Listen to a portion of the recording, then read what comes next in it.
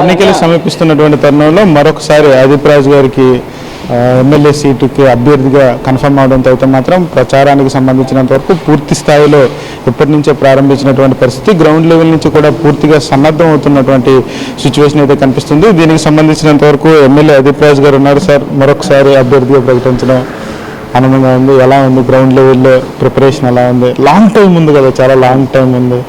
ఏంటి sir next పరిస్థితి ఉంది?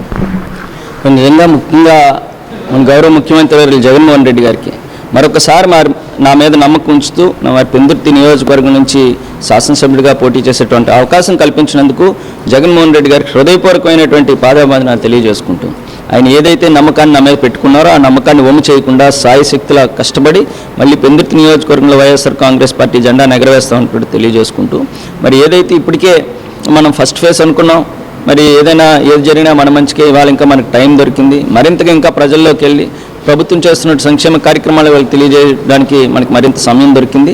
ఇప్పటికే అనేక సందర్భాల్లో గడప గడపకి మన ప్రభుత్వం కింద కానీ, లేదంటే సురక్ష కింద కానీ, ఆరోగ్య సురక్ష కింద కానీ అనేకమైనటువంటి కార్యక్రమాల్లో భాగంగా ప్రజలతో మమేకవడం జరుగుతుంది. అయినప్పటికీ కూడా ఈరోజు ఏదైతే ముందుగా ప్రతి గ్రామంలోని ఉన్నటువంటి పార్టీ పెద్దల్ని, నాయకుల్ని అందరినీ కూడా కలుసుకొని వాళ్ళ తాలూకు అందరూ ఆశీస్సులు తీసుకున్న తర్వాత విస్తృత స్థాయి ప్రచారం అనుకోవడం మొదలవుతుంది. సార్, ఇక్కడ ప్రధానమైన సమస్య భూములకు సంబంధించి హైవేలో కొంత పోవడం, దాంతోపాటు కొంత భూ వివాదాలు ఉన్నటువంటి పరిస్థితి. దీనికి సంబంధించినంత వరకు అదేవిధంగా కొన్ని పరిష్కారం కానటువంటి సమస్యలు కూడా ఉన్నాయి. దానికి సంబంధించి ఏం చెప్పబోతున్నారు? నెక్స్ట్ దాన్ని ఏ స్థాయిలో పరిష్కరించేందుకు అడుగులు వేసే అవకాశం ఉండబోతా ఉంది? అంటే ఇక్కడ ముఖ్యంగా మన పెందుర్తి నియోజకవర్గంలో ప్రధానమైనటువంటి సమస్య పంచగ్రామాల భూ సమస్య. ఏదైతే పంచగ్రామాల భూ సమస్య ఉందో దీన్ని అతి తొందరగా పరిష్కరించాలి అని చెప్పి ఎప్పటి నుంచో దశాబ్దాలుగా దీని మీద డిమాండ్ ఉంది.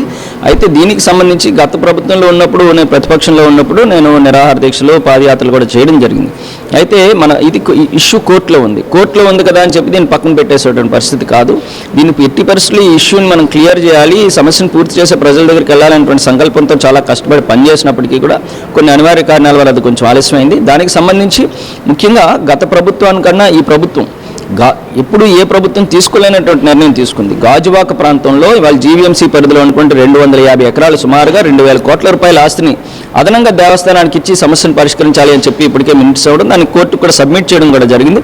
కోర్టు ఇది అడ్మిట్ చేయగానే వీళ్ళని తొందరగానే ఇది క్లియర్ అవుతుంది అనుకోండి ఆశాభావం అవుతుంది. కేవలం కోర్టులో పెండింగ్ ఉంది అంటే దాన్ని పరిష్కరించడానికి కూడా కావాల్సినటువంటి అదనపు భూమిని కూడా ఇవ్వడానికి కూడా ప్రభుత్వం సుమారుగా 2,000 కోట్ల రూపాయల భూమిని దేవస్థానానికి ఇవ్వడానికి కూడా సిద్ధపడింది అనుకుంటుంది.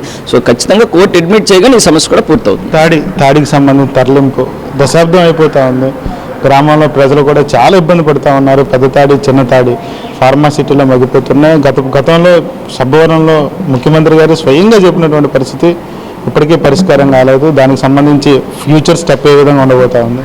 దానికి సంబంధించి ముఖ్యంగా ఏదైతే ఎస్డీసీ చేసినటువంటి పొరపాటు, ఇదంతా కూడా ఎస్డీసీ గారు చేసినటువంటి పొరపాటు. ఎందుకంటే చాలా క్లియర్గా తాడి తరలింపుకి సంబంధించి సుమారుగా 54 ఎకరాలను ఐడెంటిఫై చేయడం, దాన్ని పక్కన పెట్టడం అంటున్నారు. గత ప్రభుత్వంలో చేశారు. ఎవరు చేసినా సరే అది మనం చెప్పుకోవాలి, గత ప్రభుత్వంలో చేశారు. దానికి కావాల్సిన నిధులు మనం రిలీజ్ చేయడానికి సిద్ధమైనప్పటికీ కూడా ఏదైతే అర్బన్ హౌసింగ్ ఇచ్చామో, అర్బన్ హౌసింగ్లోని ఈ తాడి ల్యాండ్స్ ఏవైతే తాడి కోసం సెపరేట్ చేసి ఉంచామో ఆ భూముల్ని ముట్టుకోవద్దని చెప్పి చాలా క్లియర్గా ఇన్స్ట్రక్షన్స్ ఇచ్చినప్పటికీ కూడా ఆవిడ కొంచెం యారగెన్స్తో కంప్లీట్గా ఈ భూములన్నింటినీ కూడా సుమారుగా ఇందులోని 30 ఎకరాలు అర్బన్ హౌసింగ్కి ఇచ్చేసినటువంటి సందర్భం ఉంది. అది మా దృష్టికి రావడం కొంచెం ఆలస్యం అవడం వల్ల ఇదంతా కూడా జరిగింది. మళ్ళీ ల్యాండ్ ఐడెంటిఫై చేయడం అనుకుంటే జరుగుతుంది. ఖచ్చితంగా మళ్ళీ జగన్మోహన్ రెడ్డి గారి ఆశతో ఆ సమస్యను కూడా పరిష్కరిస్తామని తెలియజేస్తున్నాం. ఏదైతే ప్రధానంగా ఉన్నటువంటి సమస్యల్ని పరిష్కరించే దిశగా అడుగులు వేస్తూ మరొకసారి ఎమ్మెల్యే అవుతారంటూ కూడా అదీప్ రాజు జోషి చెప్తున్నటువంటి సిచ్యువేషన్ అయితే కనిపిస్తూ ఉంది. కెమెరా పర్సన్ రాజారావుతో భరత్, అక్షర శిల్పం, విశాఖపట్నం నుంచి. మరిన్ని కథనాల కోసం సబ్స్క్రైబ్ చేసుకోండి మీ అక్షర శిల్పం.